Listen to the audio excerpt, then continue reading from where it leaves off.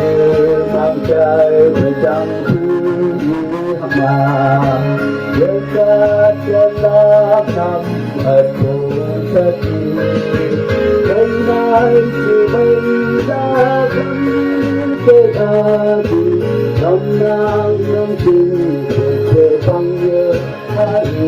ô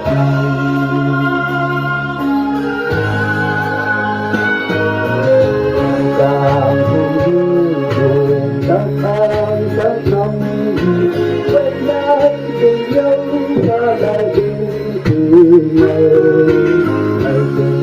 ai cứ và tâm chi đây vắng lòng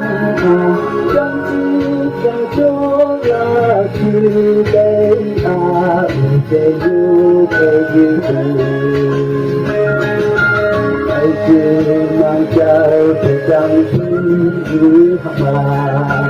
đất ra chân lắm năm ở phố thật hôm nay chỉ vây ra vẫn như thế thì năm năm năm tình sẽ không như hai người cô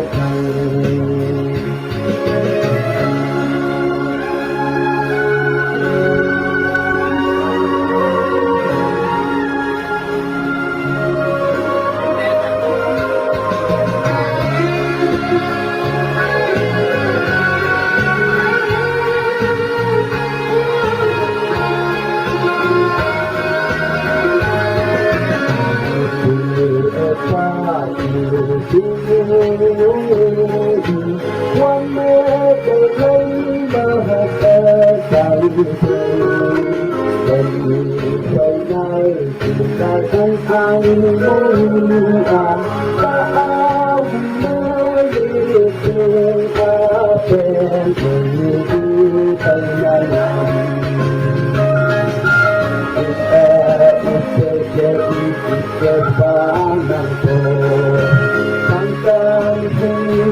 tâm ở phố gia phụ năm năm lời xin chú đến tay thế năm tham năm gì làm cô hát giang ở đi quên vàng ai chưa mang trái về chẳng thứ gì mà để cả chân lát năm ở phố thật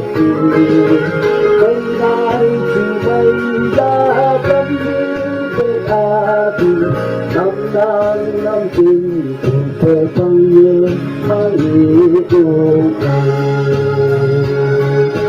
ấy tuy vì mình đây lên thế ở hôm nay